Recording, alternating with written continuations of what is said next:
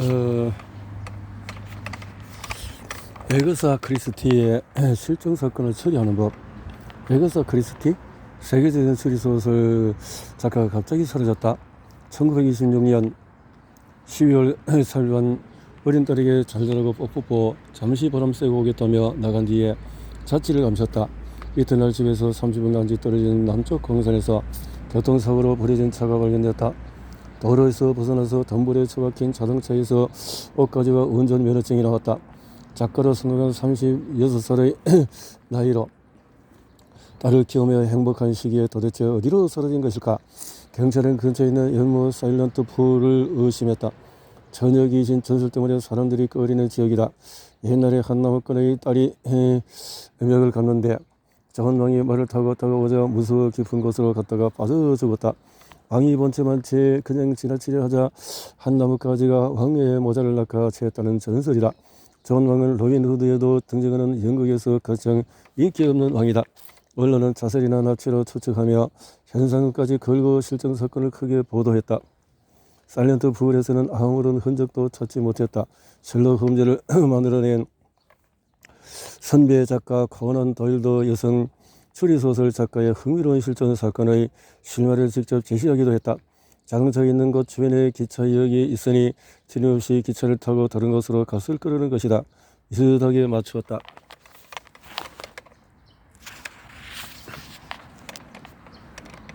실종 11일 뒤에 그녀는 전혀 다른 곳에서 발견됐다. 집에서 300km 떨어진 호텔에 남편이 사귀는 젊은 여성의 이름으로 묵었다. 호텔 직원이 신고한 것이다. 그녀는 자신에 대해서 아무것도 기억하지 못했다. 호텔에서 어울려서 춤을 추고 당구도 치고 백화점에서 홈쇼핑을 즐겼으며 엉뚱한 이름의 가족을 찾는 관광을 했다. 연락을 받고 찾아온 남편을 보고 오빠라 부르기도 했다. 세계적인 추리소설의 거장 에거사 크리스티의 실종 사건이다. 당시 어느 날 갑자기 어머니의 죽음에 충격을 받았다거나 바람 피우는 남편을 골탕 먹이려 했다거나 소설을 홍보하기 위해서 자작극을 벌였다고 추정했다. 특히 이혼을 통보한 남편에게 안가품을 하기 위해서 불륜녀 테레사 닐의 이름으로 행사하였다는 것이다. 전형적인 해리 장애의 증상이다. 자신 안에 또 다른 자신의 여럿이 존재하는 것 같은 정신적인 혼란 때문에 다중인격 장애라고도 한다. 성격이 갑자기 바뀌면서 지난 기억을 깡그리 잊어버리고 현실과 동떨어진 전혀 다른 사람인 것처럼 행동한다. 특별한 이유 없이 갑자기 집이나 일터를 떠나 행방을 감춘 뒤에 몇 시간 또는 몇 년 뒤에 나타나기도 한다. 크리스티의 추리 소설은 조용하고 가정적인 살인사건을 알라 의자형 탐정이 해결한다는 게 특징이다. 셜록 홈즈처럼 발품 팔아 돌아다니며 증거를 모으기보다 갑자기 가만히 앉아서 생각을 거듭하며 사건을 해결하는 것이다. 멀미가 심한 땅달고 영감 에르켈 푸아로와 수다스러운 할머니 미스 마플이 그 주인공이다. 경험이 제한적일 수밖에 없었던 시절의 여성 작가가 발명한 명탐정 캐릭터다. 내가 결과를 예측하지 못하는 소설을 너는 쓸 수 없을까? 1차 대전이 끝나서 간호사를 그만두고 돌아온 크리스티의 약 올림에 소설을 쓰기 시작했다. 추리소설 마니아였던 언니가 절대 짐작할 수 없는 스토리가 필요했다. 평범한 추리를 피해 가려면 내가 아닌 다른 인격에 완벽하게 빙의하는 수밖에 없을 것이다. 해리 장애. 자신 안에 떠드는 자신이 여럿이 존재하는 것 같은 정신적인 혼란 때문에 일상생활에 상당한 지장을 겪는 질환이다. 다중인격장애라고도 한다.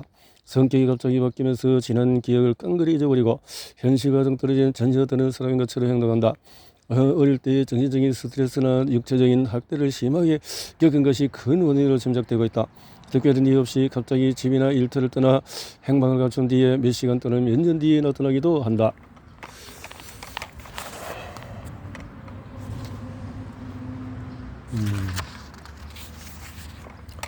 끔찍한 총수염을 맨발로 돌파한 아베베 비킬라.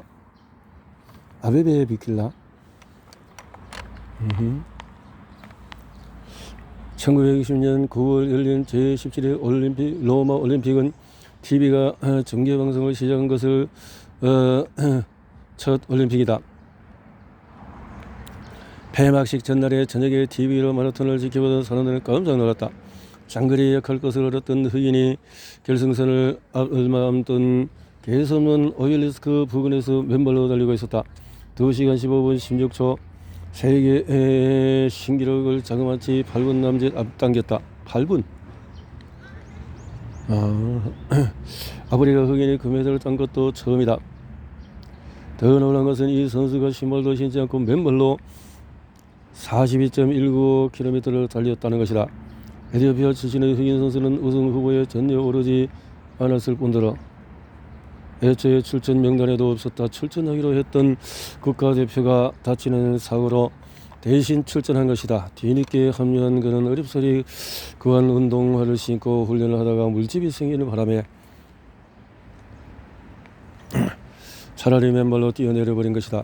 아베베 미켈라는 어린 시절에 해발 3,000m의 초원에서 소를 치면서 지치지 않는 심장을 키웠다.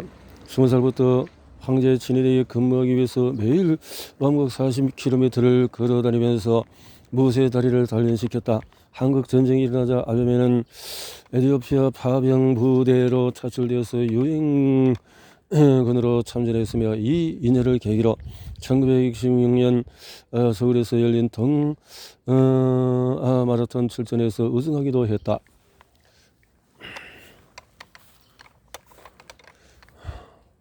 맨발 마라톤은 이스라엘에서 2번이나 침략당한 에티오피아의 자존심을 크게 북돋았다. 당시 세계 언론들은 에티오피아에 점령하기 위해서 모든 일살롱군이 필요했지만 로마를 점령하는 데는 에티오피아 군인 단 한 명으로 가능했다고 떠들였다. 당시 아베베는 군인 신분이었다. 제18회 도쿄올림픽을 한 달 보름 앞두고 맨발을 기관차에 끔찍한 고장이 생겼다. 아베베가 급성 정수입으로 갑자기 들어누운 것이다. 에티오피아 황제의 온 국민의 혐오 속에 수술을 받고 나론 아베베는 1964년 10월 도쿄 공항에서 절뚝거리며 계단을 내려오기도 했다. 마라톤 출발선에 서자 다들 그의 발을 힐끔거렸다. 이번엔 맨발이 아니라 푸마가 후원한 신발을 신고 있었다. 설한지 6주 훈련한지 4주도 되지 않은 선수가 결승선에 가장 먼저 들어왔다. 2시간 12분 11초 자신의 세계 신기록을 3번이나 앞당긴 데 이어서 올림픽 마라톤 2연패라는 새로운 기록까지 세웠다. 뒤에 들어온 선수들은 다들 탈진해서 흑흑댔지만 아베베는 가볍게 몸을 풀면서 하프 마라톤 코스 정도는 더 달릴 수 있다고 너스리를 떨었다. 너무 잘 달려서 그랬을까? 황제가 하사한 폭스바겐을 몰던 아베베는 1969년 큰 교통사고로 목뼈가 부러지는 바람에 하반신 마비가 되었다. 뛰기는 가장 걷지도 못했다. 내 다리는 더 이상 달릴 수 없지만 내게는 두 팔이 있다. 아베베는 두 팔로 다시 일어섰다. 팔 힘을 길러서 이듬해 노르웨이 힐체어 대회에서 양궁, 탁구, 눈썰매 3개 종목을 금메달로 휩쓸었다. 와. 뛰지 못하는 마라토너에게 시민을 일은 어쩔 수 없는 걸까? 교통사고를 당한 4년 뒤에 1973년 아베베는 뇌출혈로 두 다리도 두 팔도 가눌 수 없는 세상으로 떠났다. 향년 41세. 성공한 사람도 비극을 당할 수 있습니다. 승리를 얻은 것처럼 비극도 받아들여야 합니다. 어떤 상황이든 현실로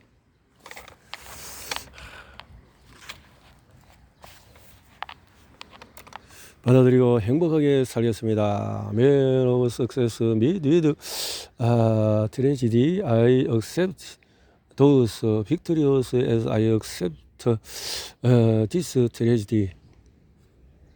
I have to accept both circumstances happily. 막창자 끝에 달린 정수 돌기에 염증이 생겨서 곱는 질환이다. 막창자는 작은 창자에서 큰 창자로 넘어가는 곳이 있다. 맹장염으로 잘 알려져 있다. 윗배가 살짝 아프다가 오른쪽 아랫배가 갑자기 심하게 아프다. 입맛이 없고 속이 메스꺼려서 토할 것 같은 느낌이 든다. 덩치거기가 딱딱해서 정수 돌기 입구를 막기 때문에 생긴다. 염증이 골마서 구멍이 뚫리면 저변 장기가 위험하기 때문에 서둘러서 수술을 해야 한다. 창호에서 걸름을 만나 참호열에 열린 전 톨케는 기관총을 앞세워서 참호전을 벌이던 서부전선의 소음 전투는 1차 세계대전에서 가장 참혹한 생지역이었다. 1916년 7월 1일 전투 첫날 영국 육군에서만 5만 8천 명이 죽었다. 영화 반지의 제왕 제2편 2개의 탑에서 죽은 시체들의 웅덩이에 둥둥 떠있는 죽음의 늪, 바로 그 장면이다. 영국군으로 싸움 전투에 참전한 톨킨 소위는 죽음의 늪을 보았다. 가운데 땅을 두고 서로 싸우다가 죽은 호빗, 엘프, 오크, 발로, 드와프 종족의 죽음들이 썩지도 않고 넓어져서 늪 한쪽에 처박히거나 등등 떠다녔다. 시체와 눈을 마주치면서 흘려서 늪에 빠져 죽게 된다. 그는 자수전에서 자신의 겪은 생지역을 얼굴이 남은 사람들이 무서운 눈으로 쳐다봤다고 기록했다. 며칠이나 싸웠을까? 톨킨은 참호열에 걸려서 바로 후방으로 이송이 되었다. 병성에서 들쥐가 옮기는 음침한 바르토넬라 균과 18개월을 싸웠다. 몇 달 뒤에 소인은 소속 대대가 준비하고 함께했던 전우들이 기관총 앞에 몰살당하는 비밀을 듣고 울부짖었다. 남은 살아남았다는 죄책감과 싸우면서 정의로 전역한 톨킨은 1954년 반지의 제왕을 써냈다. 글쓰기를 좋아했던 톨킨은 학창시절 절친색과 함께 문예 동아리 4명의 불사조다 어깨를 겪고 같이 참전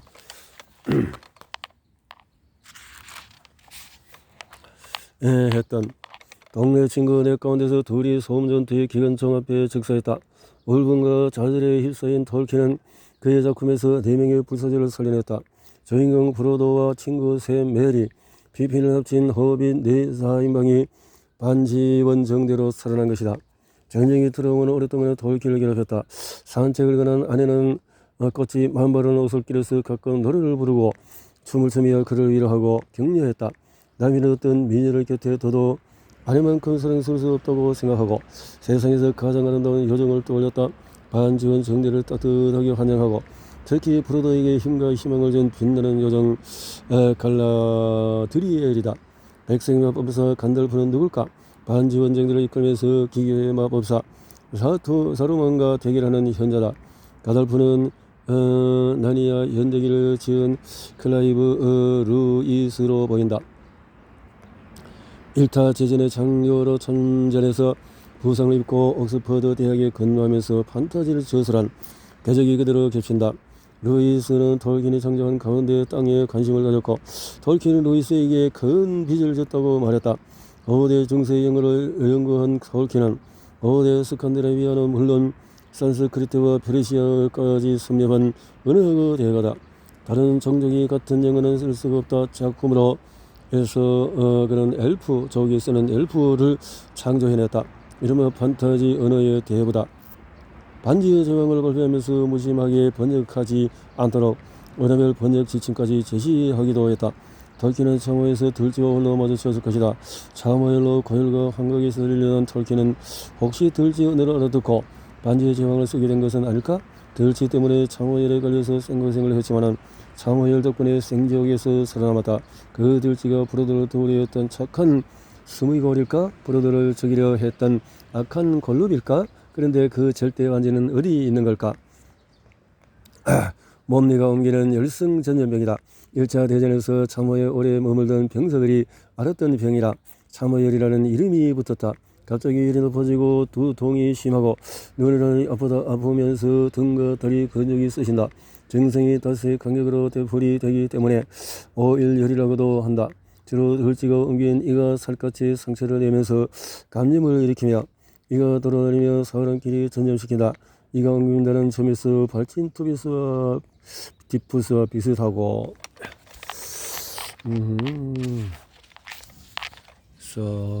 13. 사흘만이라도 세상을 보기 원했던 헬렌 켈러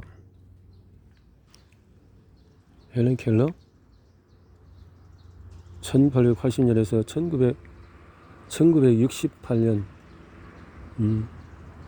1968년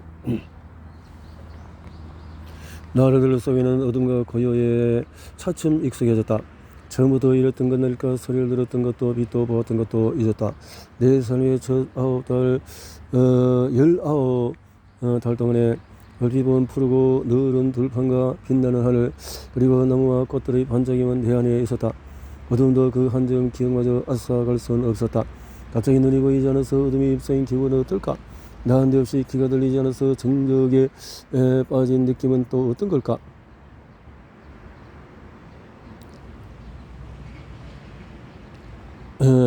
난데없이 귀가 들리지 않아서 정적에 빠진 느낌은 또 어떤 걸까? 그녀는 안개 낀 바다라고 표현했다. 그녀는 시각과 청각을 한꺼번에 잃어서 어둠과 정적이 갇힌 앳된 꼬마에게 찬란했던 건강의 기억은 까득한 꿈처럼 아늑할 것이다. 헬렌 켈러는 태어난 지 19개월 만에 뇌수막염을 앓으면서 평생 시각장애, 청각장애 어느 장애를 안게 되었다. 어지러지도 말하지도 못하는 어린 딸은 마음에 들지 않으면 악을 쓰고 내던지고 버릇하고 헐키고 무릇듣기 일쑤였다. 답답한 부부는 어떻게 해야 할지 몰라서 속수무책으로 딸의 형편을 견뎌야 했다. 헬렌은 식탁을 돌아다니며 가족이 먹는 접시를 분탕질하고 엄마나 교사를 창고나 침실에 몇 시간이나 가둬버리기도 했다. 헬렌은 나이가 14살 많은 교사를 맞으러 부모와 함께 마중을 나갔다. 교사가 가져온 짐을 뒤적거리던 헬렌이 인형을 집어들자 20살 간 넘은 교사는 헬렌의 손을 잡고 손바닥에 가만히 돌이라고 썼다. 인형을 뺏기는 줄로 안 헬렌이 악다구니를 부리는 바람에 교사는 앞니가 깨어졌다. 나중에 내 영혼의 생일이라 감사한 날 헬렌이 엘 설리번을 처음 만나는 장면이다. 선생님은 물이 흘러나오는 꼭지 아래서 내 손에 갖다 대셨다. 자지찬 물줄기가 꼭지에 닿은 손으로 계속해서 쏟아져 흐르는 가운데 선생님은 다른 한 손에 처음에는 천천히 두 번째는 빠르게 어더라고 쓰셨다. 우물가에 있었던 이 사건은 내게 배움의 열의를 불어넣었다. 모든 사물은 이름을 갖고 있었으며 각각의 이름의 새로운 생각을 불러왔다. 교사가 온 지 한 달 지나 기적이 일어났다. 한 손에서 느끼는 물을 다른 손에서 워터라고 알게 된 것이다. 이날 하루에 헬렌은 단어 30개를 처음 알게 되었다. 설리번은 7살짜리 소녀의 손바닥에 알파벳을 한자 한자 써서 사물을 익히게 했고 3년 뒤에 농아교사 세라 불러를 소개해서 목의 진동과 이부 모양을 더듬어 말하는 방법을 가르쳤다. 캄캄한 어둠에 가려졌던 단어들이 하나하나 환하게 솟아오를 때 그걸 보고 싶은 욕망이 얼마나 간절했을까. 만지는 물건마다 생명의 기운으로 파르르 떨고 있는 것처럼 느껴졌다. 배움의 열망으로 대학까지 졸업한 헬렌은 자서전 사흘만 세상을 올 수 있다면 해서 첫날은 사랑하는 설리번 선생님의 얼굴을 보고 싶다. 둘째 날은 밤이 아침으로 변하는 기적을 보고 마지막 날은 사람들이 가는 평범한 거리를 보고 싶다고 했다. 앞을 볼 수 없는 시각장애인에게 똑바로 보려는 말을 듣는 것은 상당히 겸연쩍은 일이다. 빈곤층의 시각장애인이 많다는 것을 알게 된 헬렌이 그들의 손을 잡고 말했다. 고개를 들고지 마세요. 항상 고개를 당당히 들고 세상을 똑바로 바라보세요. Never bend your head. Always hold it high. Look the world straight in the eye.